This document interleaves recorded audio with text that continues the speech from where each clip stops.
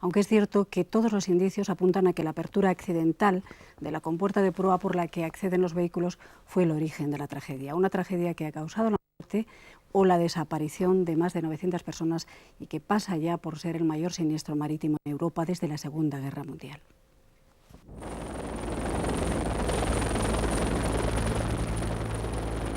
A primera hora de la madrugada del miércoles, el transbordador que efectuaba el trayecto entre la localidad estonia de Tallinn y el puerto de Estocolmo se hundía en las frías aguas del Báltico a 40 kilómetros de la costa finlandesa. Tan solo hubo 141 supervivientes y no llegan a 60 los cadáveres rescatados del millar de personas que viajaban a bordo del Estonia. Su naufragio constituye el accidente marino más grave desde el final de la Segunda Guerra Mundial en Europa y uno de los mayores del mundo en las últimas décadas. Kompisen, han gick på toaletten. Och jag steg upp. Mi amigo se fue al baño y yo me levanté. Entonces cayó al suelo la mesita y mi maleta. El barco volcó a un lado enseguida. Entonces dijeron mis amigos, hay que salir de aquí lo más rápido posible. Pero era difícil levantarse. Había mucha gente que simplemente no tenía fuerzas.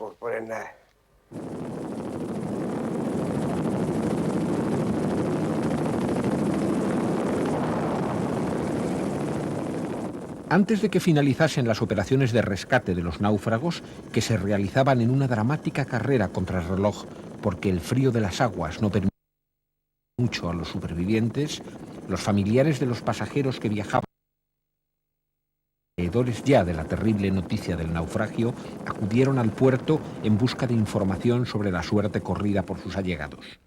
Muchos de ellos habían estado en el mismo escenario solo pocas horas antes, viviendo unas despedidas siempre emotivas y optimistas. Ahora las cámaras eran testigo de las horas de angustia que habrían de pasar especulando con el destino de los suyos. Estoy esperando. No sé nada. Él tiene 23 años.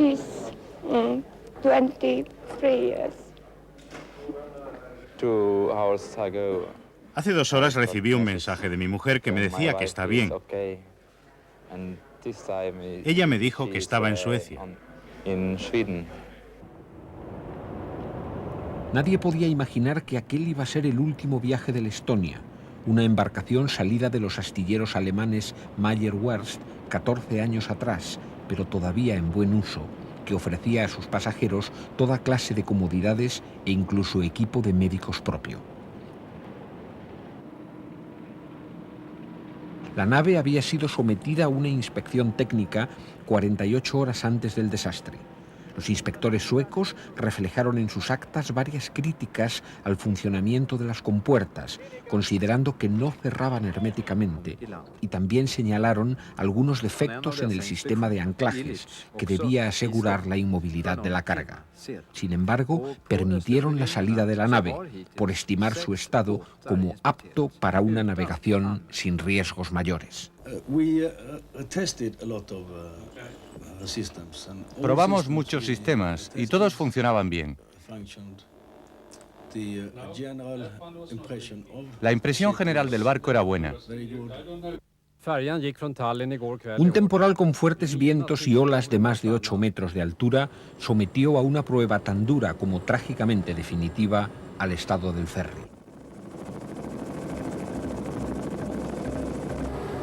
Las causas del naufragio habrán de ser establecidas por los expertos y debatidas en cada detalle por los armadores y las compañías que aseguraban la embarcación en cerca de 8.000 millones de pesetas.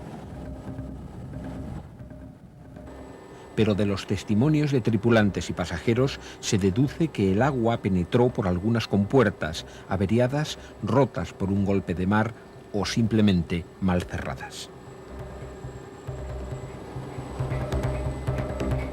La acumulación de agua hizo que la nave se inclinara a un lado. Debieron romperse los anclajes de algunos de los grandes camiones con remolque que el buque llevaba en sus entrañas. La pesada carga se desplazó y el desequilibrio junto a la fuerza de un mar embravecido pudo causar que las aguas se tragasen las 15.000 toneladas de la embarcación.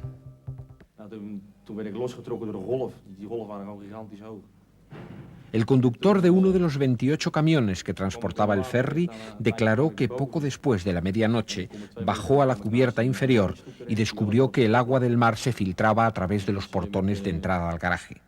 Cuando corrió a dar la alarma, la embarcación comenzó a inclinarse. El naufragio era ya inevitable y el pánico se desató entre los pasajeros. El Estonia lanzó a los aires una primera llamada de socorro 24 minutos después de la 1 de la madrugada. El mensaje decía: los motores se han parado, entra el agua y el buque está muy escorado a estribor. Las autoridades del puerto finés de Turku recibieron el SOS y trataron de establecer comunicación con la nave en peligro. Pero el Estonia enmudeció pocos minutos después de su angustiosa petición de ayuda. La Marina de Guerra sueca movilizó sus efectivos en la zona y todos los barcos cercanos se dirigieron al lugar del siniestro en una urgente operación de rescate. El Estonia se hundió en menos de 5 minutos. No hubo apenas tiempo para organizar las operaciones de salvamento. La mayoría de los pasajeros estaba durmiendo tras haber pasado unas horas de diversión en los cines o los bares del barco y recorrido sus tiendas libres de impuestos. Muchos apenas llegarían a despertarse. Otros, al sentir que el ferry zozobraba, trataron de ganar la cubierta. El pánico se desató y la evacuación del barco se precipitó entre gritos y empujones. El barco se ha hundido muy deprisa, no queda ningún rastro. Hay mucha gente en el agua, muchas balsas y un viento muy fuerte. 26 helicópteros suecos, finlandeses y daneses batieron el Báltico en busca de los náufragos.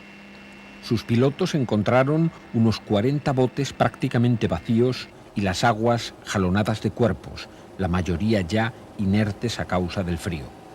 Los tripulantes de embarcaciones y helicópteros de rescate que llegaron hasta el escenario de la tragedia tampoco olvidarán los momentos dramáticos en que tuvieron que decidir a quiénes recoger entre las manos que desde las aguas se alzaban frente a sus ojos. Después contarían que optaron por dirigirse hacia quienes más se movían, pensando que serían los que tenían mayores posibilidades de sobrevivir al frío. Su heroico trabajo se desarrolló entre el azote del viento y la luz incierta del amanecer. Ya no hay supervivientes, solo quedan cadáveres flotando. Aparecen 3 o 4 cada hora. La mayor parte de los supervivientes fueron llevados al Hospital Universitario de Turku. Los médicos se encontraron con el mismo cuadro repetido, la baja temperatura de los pacientes que produce una situación de alto riesgo cardiovascular. En pura lógica, solo deberían haber resistido los más jóvenes y fuertes. Sin embargo, los médicos se encontraron con algunos pacientes de edad muy avanzada y también varios niños entre los 12 y 14 años.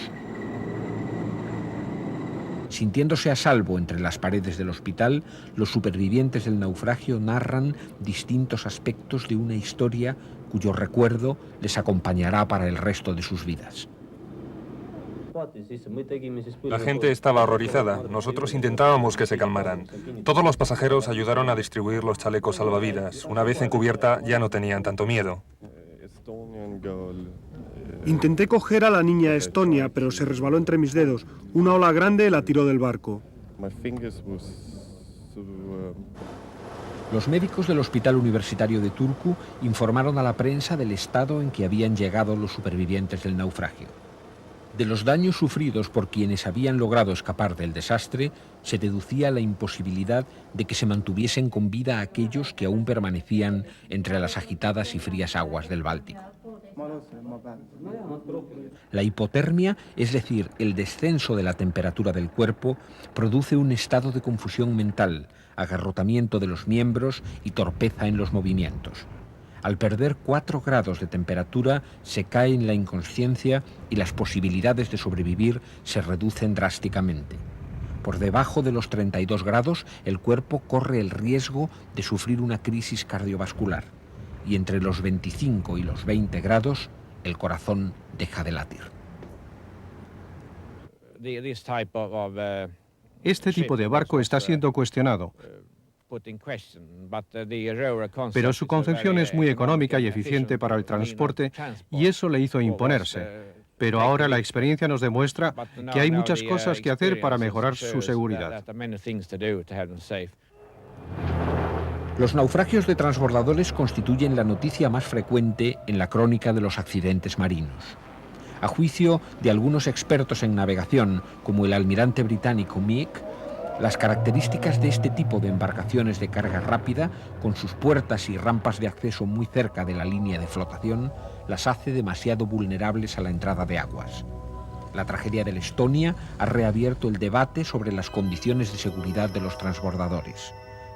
Un antiguo debate avivado cuando el hundimiento del ferry Doña Paz costó más de 4.300 vidas en Filipinas en diciembre de 1987 y cuyos últimos y más dramáticos capítulos, entre otros accidentes menores, se produjeron en las aguas belgas de Zeebrugge, con 189 muertos, también en 1987, frente al puerto egipcio de Safaga, en el Mar Rojo, con 470 víctimas en 1991, en la costa de Indonesia, con otros 431 viajeros ahogados el mismo año, y en Haití, hace solo 19 meses, cuando el hundimiento del Neptuno se cobró otras 800 vidas.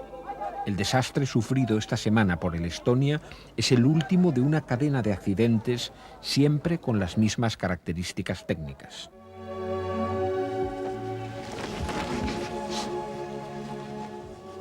Las escenas del reencuentro de los supervivientes del Estonia con los familiares que les aguardaban, casi sin esperanzas de volver a verles, conmovieron a la opinión pública, mostradas por unas cadenas de televisión que habían reducido su programación a música clásica en señal de luto.